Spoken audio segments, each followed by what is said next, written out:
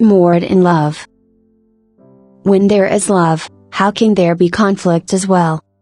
What can conflict be, but fear of love? Perhaps fear in the form of holding tight to imagined ownership of even yourself. Beloveds, if you desire to sail, you have to untie yourself from the anchor. Know that you need no anchor. Be moored in love. Love. And be not tied. The fact is that you are tied to nothing.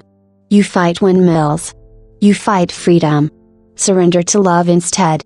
Let love take you by the hand. You don't have to proclaim love. Be it. Love yourself enough to love. Love yourself to pieces, and love will fall from the sky like confetti. Get out of the details. You are not to be moored in a crush of details. Let go of the details. You don't have to be caught up in them. Let details take care of themselves. This means to let life be. Caught up in details, you tend to get caught up in difficulties. Of course, I understand that life on earth is made of details. The fact is, however, that you are to be caught up in the greatness of life. This is not a luxury. This is a necessity.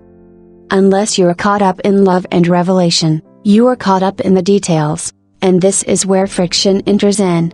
Details are minor. Love is major. It could be through friction. You cut love in half. Perhaps somewhere hidden from yourself, you see love as limiting, perhaps cutting yourself off from yourself. As if love were denying you and your importance.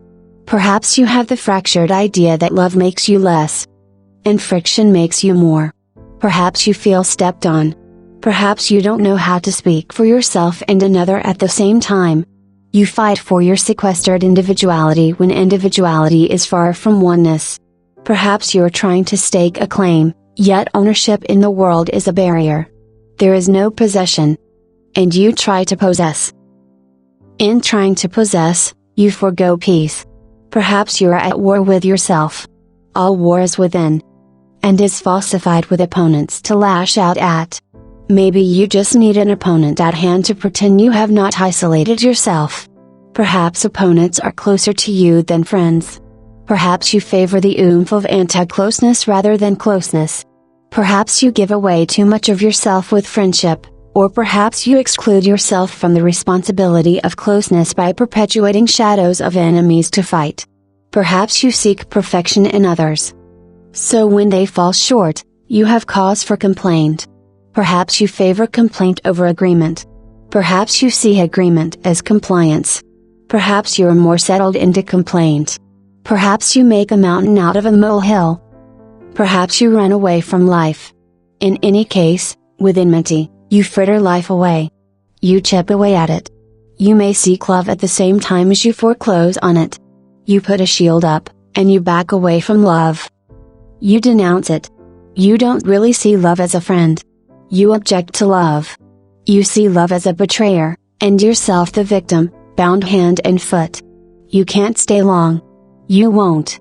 You have somewhere else to go. You may prefer appetizers to the main meal. It is hard for you to enter into the long haul. You get nervous. You don't know how to love and stay free. So you find cause to object. All that you hold others responsible for, you are responsible for. When you are petulant, you are the one petulant. When you are angry, you are the one angry. When you are disappointed, you have disappointed yourself. Whether you like it or not, you are the one responsible for your thoughts. You are the one responsible for your emotions. You are the one responsible for your happiness and unhappiness. You are responsible. You hold life too high at the same time as you hold it too low. You deal with yourself, beloveds. There is no one here but you. And I. So you make up some characters to belie who you are. You may transfer yourself into the guise of someone else.